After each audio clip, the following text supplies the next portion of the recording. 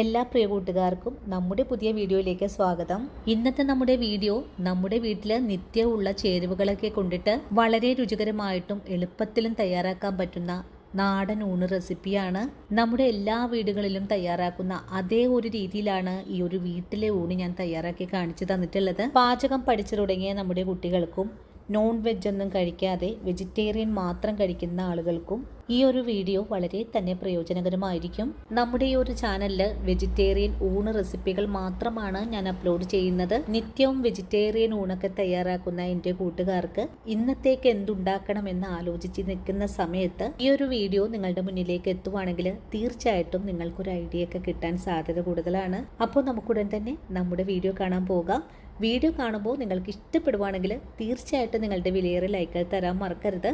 അതുപോലെ വീഡിയോ കുറിച്ചുള്ള അഭിപ്രായങ്ങളെല്ലാം കമൻസ് ആയിട്ട് അറിയിക്കാനും മറക്കരുത്. നിങ്ങൾ ഓരോരുത്തരും എനിക്ക് തരുന്ന സപ്പോർട്ടാണ് മറ്റുള്ള ആൾക്കാരിലേക്ക് നമ്മുടെ ഈ ഒരു അറിവ് എത്തിപ്പെടുന്നത്.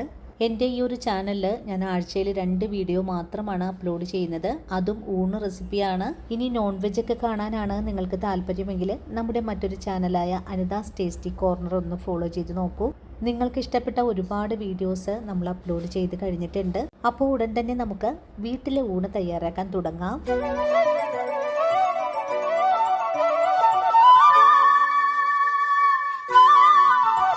ആദ്യമേ നമുക്ക് കൂർക്ക ഉലർത്താണ് തയ്യാറാക്കി എടുക്കേണ്ടത്. ഇതിനായിട്ട് 1/2 കിലോ കൂർക്ക കഴുകി വൃത്തിയാക്കി കട്ട് ചെയ്തൊക്കെ വെച്ചിട്ടുണ്ട്. കറികളൊക്കെ എളുപ്പത്തിൽ തന്നെ തയ്യാറാക്കി എടുക്കുന്നതിനായിട്ട് കൂർക്ക തലേ ദിവസം തന്നെ ചുരണ്ടി കുറച്ച് മഞ്ഞൾപ്പൊടിയും പുരട്ടിയിട്ട് ഫ്രിഡ്ജിൽ സൂക്ഷിച്ചിട്ടുള്ളതാണ്. രാവിലെയാണ് നല്ല വൃത്തിയായിട്ട് കഴുകിയതിന് ശേഷം വേവിക്കാനായിട്ട് അടുപ്പിലേക്ക് മാറ്റിയിട്ടുള്ളത്. വേവിക്കാൻ മാറ്റി വെച്ചിട്ടുള്ള കൂർക്കയിലേക്ക് വെന്തുവരാൻ ആവശ്യമായ വെള്ളമാണ് ഒഴിച്ചു കൊടുക്കേണ്ടത്. കൂർക്കയ്ക്ക് അധികം വേവില്ലാത്തതാണ്. അധികം ഒന്നും വെള്ളം ഒഴിക്കരുത്. ഞാനിപ്പോൾ 1 ഗ്ലാസ് അളവിലാണ് വെള്ളം ഒഴിച്ചിട്ടുള്ളത്. ഇനി ഇതിലേക്ക് ഇതുപോലൊരു സവാള കട്ട് ചെയ്ത് ചേർക്കാം. കൂടെ തന്നെ എരിവിനായിട്ടൊരു 3 പച്ചമുളക് കട്ട് ചെയ്തത് കൂടി ചേർക്കുന്നുണ്ട്. ഇനി ഇതിനാവശ്യമായ ഉപ്പ് ചേർക്കാം.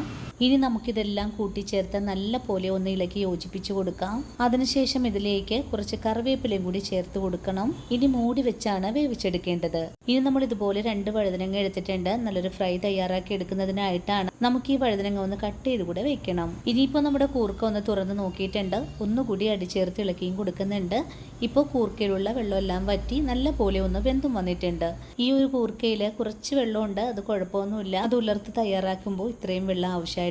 ഇനി കൂർക്കയുടെ ഫ്ലെയിം ഓഫ് ചെയ്തതിന് ശേഷം നമുക്ക് വഴുതനങ്ങ ഫ്രൈ തയ്യാറാക്കാനുള്ള മസാല തയ്യാറാക്കാം. ഇതിനായിട്ട് 1 കഷ്ണം ഇഞ്ചി എടുത്തിട്ടുണ്ട്. അതുപോലെ തന്നെ 3 അല്ലി വെളുത്തുള്ളി, 1 ടീസ്പൂൺ അളവില് കുരുമുളക്, 3 വെളുത്തുള്ളി അല്ലി, 1 ടീസ്പൂൺ പെരുംജീരകം, 1/2 ടീസ്പൂൺ അളവിൽ നല്ല ജീരകം, 1 പിടി കറിവേപ്പില, 1 നുള്ളു മഞ്ഞൾപ്പൊടി, 1 ടീസ്പൂൺ മുളക് പൊടിയും 1 ടീസ്പൂൺ തന്നെ എരിവുള്ള മുളക് പൊടിയും എടുത്തിട്ടുണ്ട്. ശേഷം മസാലകളെല്ലാം ഒരു മിക്സിയുടെ ജാറിലിട്ടൊന്ന് അരച്ചുകൂടെ വെച്ചിട്ടുണ്ട്. വഴുതനങ്ങ ഈ ഒരു രീതിയിൽ കട്ട് ചെയ്ത് വെച്ചിട്ടുണ്ട്. ഇനി നമുക്കിതിലേക്ക് മസാലയ്ക്ക് ഒരു കോട്ടിങ് കിട്ടുന്നതിനായിട്ട് 1 സ്പൂൺ അളവിൽ കോൺഫ്ലോർ കൂടെ ചേർത്ത് കൊടുത്തിട്ടുണ്ട്. അതിനുശേഷം ആവശ്യത്തിനുള്ള ഉപ്പും കൂടി ചേർക്കാം. കൂടെ തന്നെ 1 സ്പൂൺ വിനാഗിരിയും കൂടി ചേർത്ത് കൊടുത്തിട്ട് നല്ലതുപോലെ നമുക്കൊന്ന് കുഴച്ചെടുക്കാം. വിനാഗിരിയും ഉപ്പും ചേർത്തിട്ടാണ് കേട്ടോ ഞാൻ ഈ മസാല ഒന്ന് അരച്ചെടുത്തിട്ടുള്ളത്. വീഡിയോയിൽ കാണിക്കാനായിട്ടൊന്ന് വിട്ടുപോയിട്ടുണ്ട്. അപ്പം നിങ്ങളിത് തയ്യാറാക്കുമ്പോൾ ഈ ഒരു രീതിയിൽ തന്നെ ചെയ്തെടുക്കണേ. ഇനി നമുക്ക് ഈ മസാല മുഴുവനും നമ്മുടെ വഴുതനങ്ങയിലേക്ക് ഒന്ന് തേച്ച് പിടിപ്പിച്ച് കൊടുക്കാം. നല്ലവണ്ണം മസാല പിടിച്ച് കിട്ടുന്നതിനായിട്ട് ഇതിലേക്ക് കുറച്ച് ഹോൾസ് ഒക്കെ ഇട്ട് കൊടുക്കുന്നത് നല്ലതാണ്.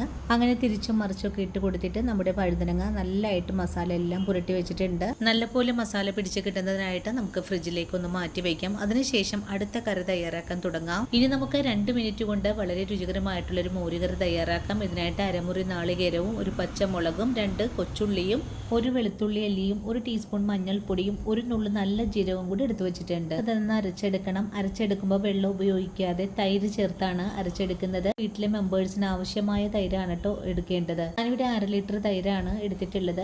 ഇന്നത്തെ നമ്മുടെ ഊണ് റെസിപ്പി 8 പേർക്ക് കഴിക്കാൻ പറ്റുന്ന അളവുണ്ട്.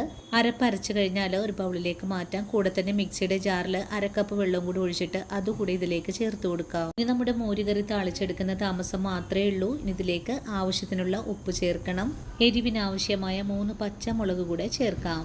പച്ചമുളകും ചേർത്ത് കഴിഞ്ഞാൽ ഒരു നുള്ളു കായപ്പൊടി കൂടെ ചേർത്ത് കൊടുക്കണം. ഇനി നമ്മുടെ മോര് കറിക്ക് ഒരു പ്രത്യേക ടേസ്റ്റ് കിട്ടുന്നതിനായിട്ട് ഒരു 1/4 ടീസ്പൂൺ അളവിൽ പഞ്ചസാര കൂടി ചേർത്ത് നല്ല പോലെ ഒന്ന് ഇളക്കി യോജിപ്പിച്ചു കൊടുക്കാം.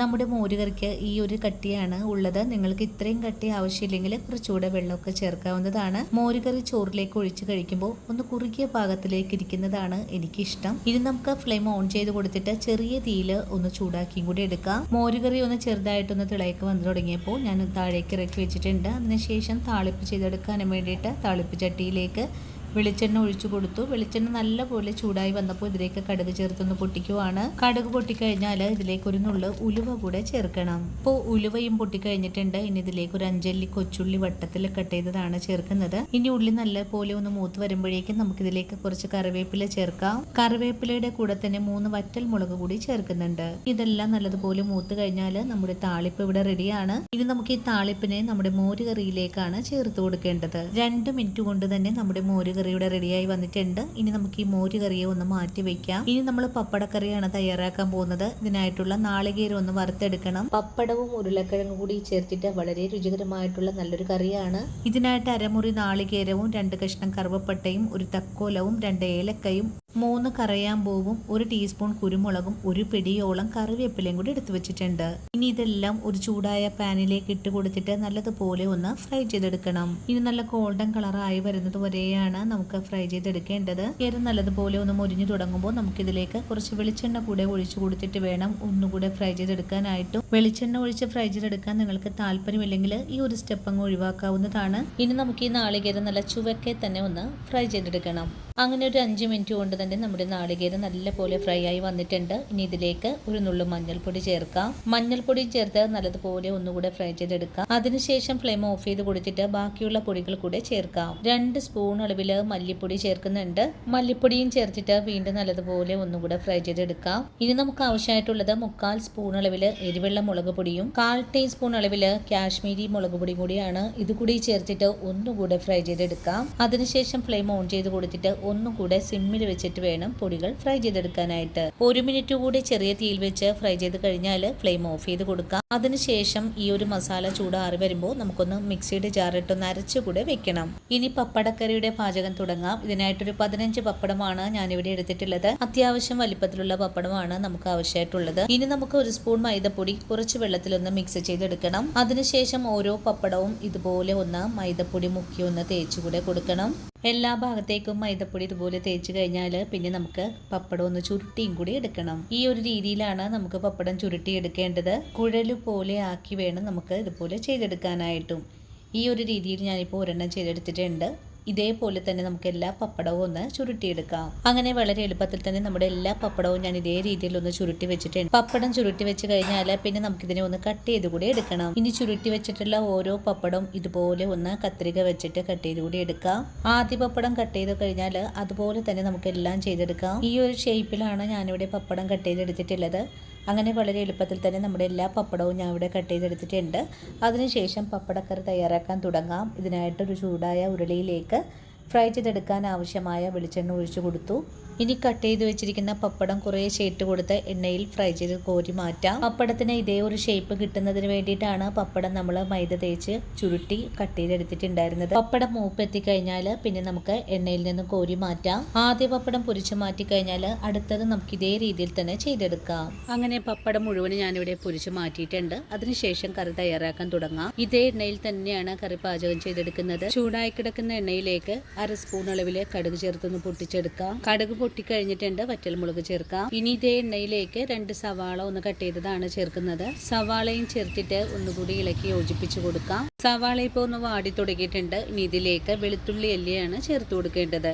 ഞാനിവിടെ ഒരു 6 വെളുത്തുള്ളിയാണ് ചേർക്കുന്നത്. തുള്ളിയും ചേർത്ത് ഒന്നുകൂടി വഴറ്റിയതിന് ശേഷം നമുക്കിതിലേക്ക് 2 പച്ചമുളക് കട്ട് ചെയ്തത് കൂടി ചേർത്ത് കൊടുക്കണം. പച്ചമുളക് കൂടി ചേർത്തിട്ട് വീണ്ടും നല്ലതുപോലെ തന്നെ ഒന്ന് വഴറ്റിയെടുക്കാം. ഇനി നമുക്കിതിലേക്ക് കുറച്ച് കറിവേപ്പിലയും കൂടി ആവശ്യമായിട്ടുണ്ട്. കറിവേപ്പിലയും കൂടി ചേർത്തിട്ട് വീണ്ടും നല്ലവണ്ണം തന്നെ ഒന്ന് വഴറ്റിയെടുക്കാം. ഇപ്പോൾ നമ്മുടെ വഴറ്റുന്ന സവാള ഒന്ന് വാടിയൊക്കെ വന്നിട്ടുണ്ട്. ഈ ഒരു പാകമായി കഴിഞ്ഞാൽ നമുക്കിതിലേക്ക് ഒരു നുള്ളു മഞ്ഞൾപ്പൊടി കൂടി ചേർത്തിട്ട് ഒന്നുകൂടെ വഴറ്റിയെടുക്കാം. മഞ്ഞൾപ്പൊടി നല്ലവണ്ണം മുരിഞ്ഞു കഴിഞ്ഞാൽ നമുക്കിതിലേക്ക് 1.5 സ്പൂൺ അളവിൽ ചിക്കൻ മസാലപ്പൊടി കൂടെ ചേർത്ത് കൊടുക്കണം. ഇനി ഈ മസാലപ്പൊടിയും കൂടി ചേർത്തിട്ട് വീണ്ടും നല്ലതുപോലെ ഒന്ന് മുരിയിച്ചെടുക്കാം. ഈ സമയത്തൊക്കെ ഫ്ലെയിം സിമ്മിൽ വെച്ചിട്ട് വേണം ഇതുപോലെ ചെയ്തെടുക്കാനായിട്ട്. പൊടികൾ നല്ലതുപോലെ മൂത്ത് കഴിഞ്ഞാൽ നമുക്കിതിലേക്ക് 1.5 ഗ്ലാസ് അളവിൽ വെള്ളം കൂടെ ഒഴിച്ചു കൊടുക്കാം. വെള്ളം ഒഴിച്ചു കഴിഞ്ഞാൽ നല്ലതുപോലെ ഒന്ന് തിളച്ചു വരുന്ന സമയത്ത് നമുക്കിതിലേക്ക് 3 ഉരുളക്കിഴങ്ങ് കട്ട് ചെയ്തതാണ് ചേർക്കുന്നത്. നിങ്ങളെടുക്കുന്ന പപ്പടത്തിന്റെ അളവിനനുസരിച്ച് ഉരുളക്കിഴങ്ങിന്റെ അളവും കൂട്ടേണ്ടതാണ്. ഇനി ഈ ഒരു വെള്ളത്തിൽ കിടന്നുണ്ട് നമ്മുടെ ഉരുളക്കിഴങ്ങ് നല്ലപോലെ വെന്ത് വരണം. ഈ ഒരു സമയത്ത് ഇതിലേക്ക് ആവശ്യത്തിനുള്ള ഉപ്പ് കൂടി ചേർത്ത് ഒന്നുകൂടി ഇളക്കി യോജിപ്പിക്കുന്നുണ്ട്. നല്ലതുപോലെ തിളച്ചു തുടങ്ങിയാൽ ഉരുളക്കിഴങ്ങ് വെന്ത് വരാനായിട്ടൊന്ന് മൂടി വെച്ച് വേണം വേവിച്ചെടുക്കാനായിട്ട്. 5 മിനിറ്റ് നേരം മൂടി വെച്ച് തിളപ്പിച്ച് കഴിഞ്ഞാൽ നമ്മുടെ കഷ്ണങ്ങൾ നല്ലപോലെ വെന്തിട്ടുണ്ടാകും. ഈ ഒരു സമയത്ത് നമ്മൾ വറുത്തരച്ച് വെച്ചിട്ടുള്ള നാളികേരമാണ് ചേർത്ത് കൊടുക്കേണ്ടത്. അരപ്പും ചേർത്ത് കൊടുത്തിട്ട് വീണ്ടും നല്ലതുപോലെ ഇളക്കി ഒന്ന് യോജിപ്പിച്ച് കൊടുക്കാം. ഈ ഒരു സമയത്ത് നമ്മുടെ കറി ഇതേ ഒരു പാകത്തിലാണ് ആയി കിട്ടിയിട്ടുള്ളത്. ഇനി മിക്സിയുടെ ജാറ് കഴുകിയിട്ട് കുറച്ച് വെള്ളം കൂടെ വേണം ഇതിലേക്ക് ഒഴിച്ചു കൊടുക്കാനായിട്ട്. ഈ ഒരു സമയത്തെല്ലാം നമ്മുടെ കറിയുടെ ഗ്രേവി നല്ല തിക്കായിട്ടാണ് ഇരിക്കുന്നത്.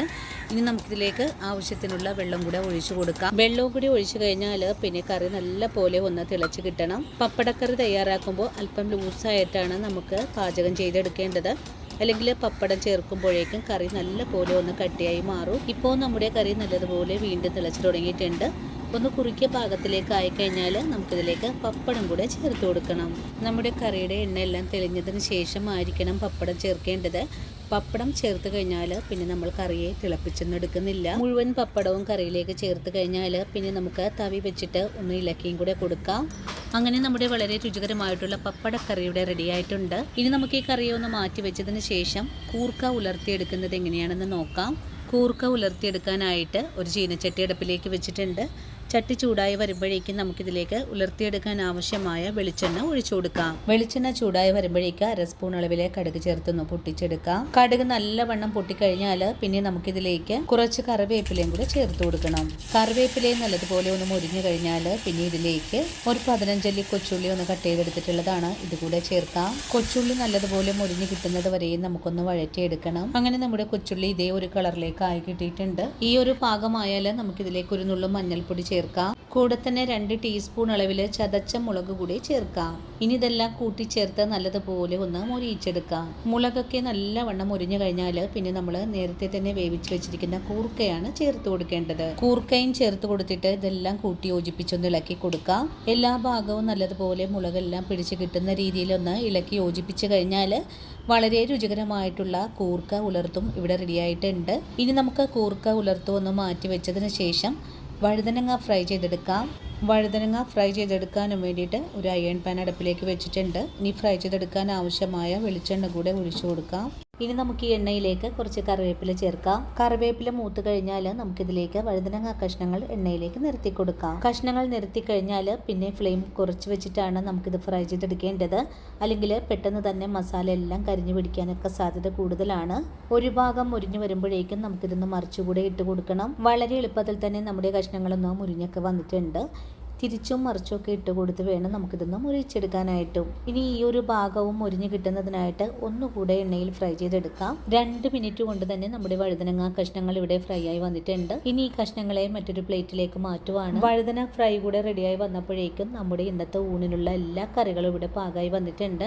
ഇനി നമുക്ക് ഉടൻ തന്നെ ഊണ് വിളമ്പി തുടങ്ങാം. അപ്പോൾ കണ്ടല്ലോ കൂട്ടുകാരെ, ഇന്നത്തെ നമ്മുടെ ഊണ് റെസിപ്പി നമ്മുടെ എല്ലാവരുടെയും വീട്ടിലെ നാടൻ ഊണാണ് ഞാൻ നിങ്ങൾക്ക് വേണ്ടിയിട്ട് പരിചയപ്പെടുത്തുന്നത്. ഓരോ നാട്ടിലെയും പ്രത്യേകതകൾ കൊണ്ട് കറിയുടെ രുചികൾക്ക് വ്യത്യാസം ഉണ്ടാകും. അതുപോലെ തന്നെ പാചക രീതിയും വ്യത്യാസം ഉണ്ടാകും. ഞാനിന്ന് കാണിച്ചു തന്നിട്ടുള്ള ഈ ഒരു പാചകങ്ങളിൽ നിങ്ങൾക്ക് ഇഷ്ടമില്ലാത്തത് എന്താണോ അത് ഒഴിവാക്കിയിട്ട് നല്ലൊരു ഊണ് വളരെ എളുപ്പത്തിൽ തന്നെ തയ്യാറാക്കിയെടുക്കാൻ സാധിക്കും. അപ്പോൾ ഇന്നത്തെ നമ്മുടെ വീട്ടിലെ ഊണ് റെസിപ്പികളെല്ലാം തന്നെയും എൻ്റെ കൂട്ടുകാർക്ക് വളരെ തന്നെ ഇഷ്ടമായി എന്ന് തന്നെ വിശ്വസിക്കുവാണ്. നിങ്ങൾക്ക് ഈ വീഡിയോ കാണുമ്പോൾ ഇഷ്ടപ്പെടുവാണെങ്കിൽ തീർച്ചയായിട്ടും നമ്മുടെ ചാനൽ ഒന്ന് ഫോളോ ചെയ്യണേ. അതുപോലെ വീഡിയോ നിങ്ങൾക്ക് ഉപകാരപ്രദമായി എന്ന് തോന്നുവാണെങ്കിൽ നിങ്ങൾക്ക് കിട്ടിയ ഈ ഒരു അറിവ് നിങ്ങളുടെ കൂട്ടുകാരിലേക്കൊന്ന് ഷെയർ ചെയ്ത് കൊടുക്കാനും വീഡിയോയെക്കുറിച്ചുള്ള അഭിപ്രായങ്ങളെല്ലാം കമൻസായിട്ട് അറിയിക്കാനും മറക്കരുത്. നിങ്ങൾ ഓരോരുത്തരും എനിക്ക് തരുന്ന സപ്പോർട്ടാണ് മറ്റുള്ള ആൾക്കാരിലേക്ക് നമ്മുടെ ഈ ഒരു വീഡിയോ എത്തപ്പെടുന്നതും. നമ്മുടെ ഈ ഒരു ചാനലിൽ ഞാൻ ഊണ് വീഡിയോ മാത്രമാണ് അപ്ലോഡ് ചെയ്യുന്നത്. ഇനിയിപ്പോൾ പുതുതായിട്ട് പാചകം ചെയ്യുന്ന എൻ്റെ എല്ലാ കൂട്ടുകാർക്കും നല്ലൊരു വീഡിയോ ആണ്, എല്ലാവരും കണ്ട് ട്രൈ ചെയ്ത് നോക്കുക.